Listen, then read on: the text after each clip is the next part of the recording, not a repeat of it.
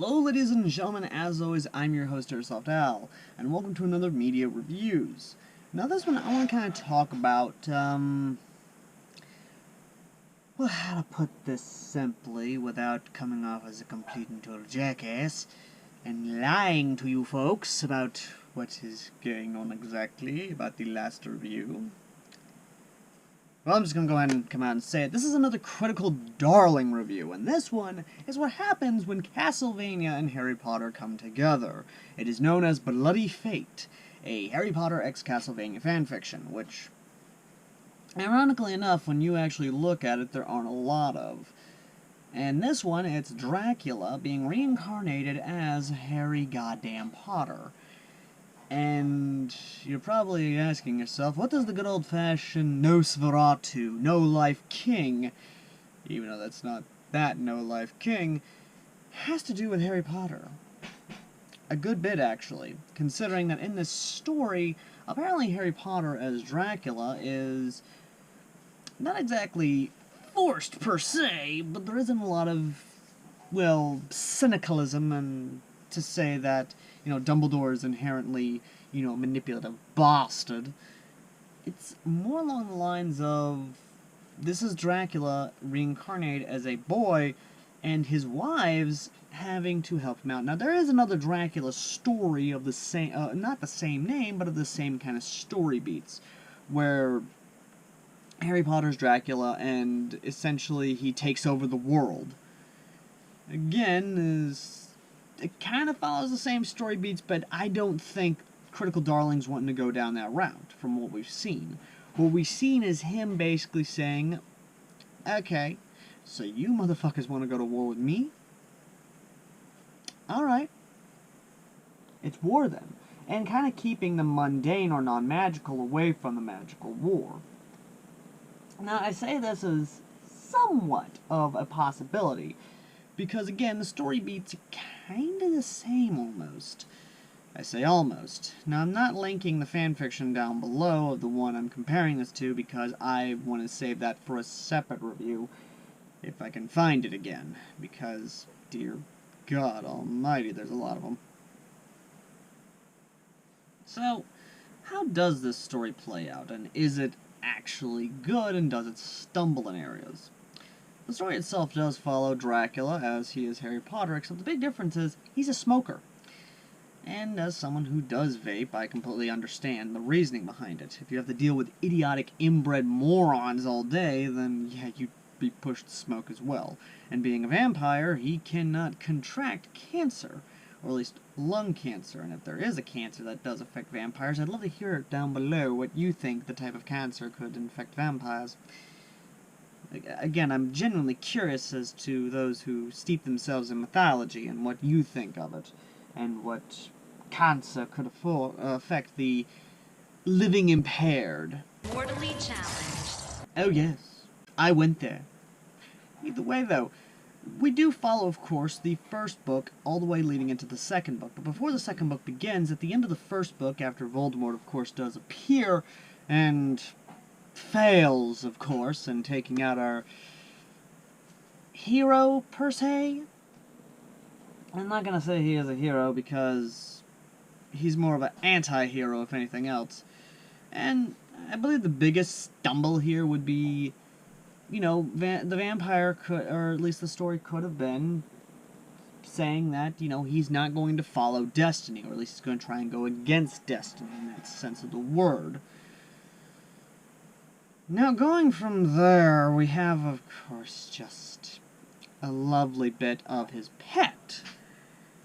And yes, you heard correct, I said pet, or more of a familiar, as he has, and I honest to God love Critical Darling and everything he does with this.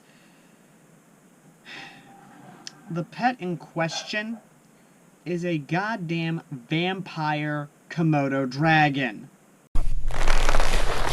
Seriously? What? I just heard you get hard. You heard correct. A Komodo dragon that happens to be a vampire. Stop! My penis can only get so erect. If there were levels of awesomeness that comes from familiars, that one just tops it all. Unless, of course, there's a vampire cat, a vampire dog, or just vampire anything. You put vampire in front of anything and automatically it makes it cooler. Hell, it could be a vampire mouse, or a vampire guinea pig, or anything. Vampire in front of it and it'd be adorable and it'd be amazing. Which actually kind of answers the question of what the hell that rabbit is from Monty Python and the Quest of the Holy Grail, or the Hunt of the Holy Grail. That just answers so many questions of why that rabbit was dynamite. Actually makes way too much sense. But, besides, of course, him having a vampire Komodo dragon, how does the story play out in book 1? Well, it plays out sort of the same, except him being sorted into Slytherin. I believe I'd have to go back and reread the book, or you can reread it yourself, both the Wattpad and, of course, the fanfiction link down below. Now, after the first book, we get a meeting of the dark creatures. And when I say dark creatures, I mean the dark creatures of mythology, the things that go bump in the night. The things that require you to, of course, to be armed with an M4 with an M203 grenade launcher underneath, loaded with every type of ammunition you're going to need to take out anything that goes bump in the goddamn night. Including, but not limited to, anti-freak bullets, anti-werewolf bullets, anti-witch bullets, and, of course, the big ones, the depleted uranium-tipped slap bullets. Because if it can handle the slap, then you're going to need something bigger to kill it. Moving on, of course, because the meeting itself is honestly ingenious. It talks about how they've been separated from the magical world for way too long, and that war is coming their way. So, much like being armed with an M4 with an M203 grenade launcher underneath, the dark creatures of the night immediately start planning the war. And Dracula basically saying, in no sense of the word, although I do wish that the major speech was incorporated to this, because if the major speech was ever needed, this is the perfect incarnation for the major speech, that they love war. And ask if the dark creatures of the night love war as much as he loves war. And with a resounding shout of Krieg! Krieg! Krieg! That they shall have war. And the order from the Supreme Commander-in-Chief of all dark creatures is, gentlemen, let's bring hell. This is the way. This is the way. Yes. Oh yes, he is building up to a godly conflict. Not between the light and the dark and the grey. Oh, no, no, no, no, no. It is between, of course, the apex predators of the night and the weak sheep of magical Britain. And by God Almighty, I cannot wait for the final conflict to happen. Or who knows how this is going to end. But I do know that, and I'm just saying this now, as Book 2 has begun, the Chamber of Secrets has opened. And so far, we're beginning to see a lovely, lovely bit already. And I'll be honest, Critical Darling, you done good again. Because as much as I'd love to say that this is going to be a bad story, it is not. In reality, Bloody Fate is going to be one of his better stories in terms of Harry Potter fanfictions. He could go down the route of Harry Potter basically building up his own secret army and basically taking over the world like some madman or Dr. Evil. No, ladies and gentlemen, in reality, I could see him going down the route of Count Dracula fixing the world, or at least fixing magical world, because, let's face it, the magical world needs to be fixed, or at least magical Britain, and most of magical Europe. He has not given us any sort of hint as to whether or not we see different magical realms. I could see him saying that magical America and most of the Hispanic magical world is a little bit more advanced and much more civilized and combining both mundane and magical. I could see him saying that Japan and most of magical Asia are isolationist and not a part of the ICW or anything of that matter related to magical Europe because they're viewed as dark because of their cultural ways, and that they could ally themselves with the good Count because he respects their ways and actually wants to make sure that there is a world of actual equality and understanding. Now again, this could go down either way, and I would love Critical Darling to actually build his own magical world outside of what we've seen of magical Europe, and most of the magical Britons that are fucking sheep. Again, I'd love to see this happen, especially when the World Cup comes around, because once the World Cup is brought into it, or at least, you know, the Goblet of Fire, and the ICW is involved, I could honestly see Count Dracula have built up a sort of political network outside of Britain.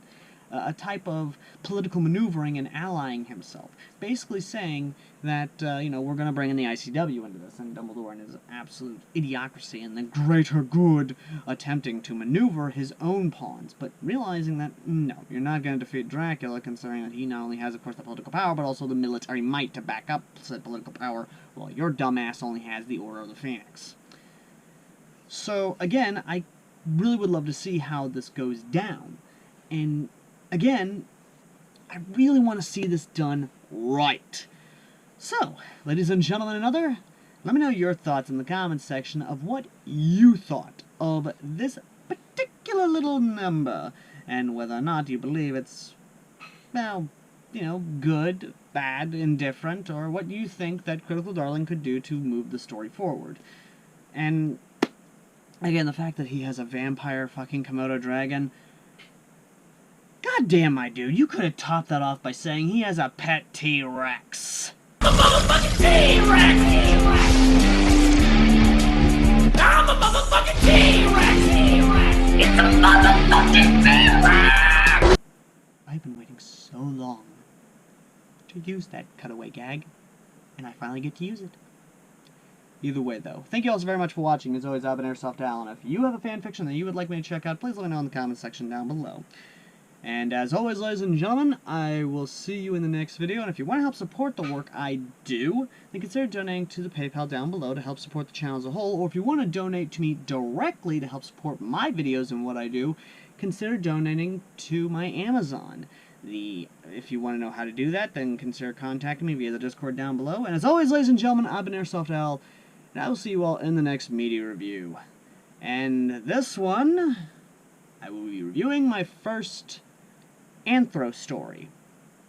And if you want to know what that is, then you're going to have to wait, because this one I've been putting off for a long time, and I think it's time we do cover it.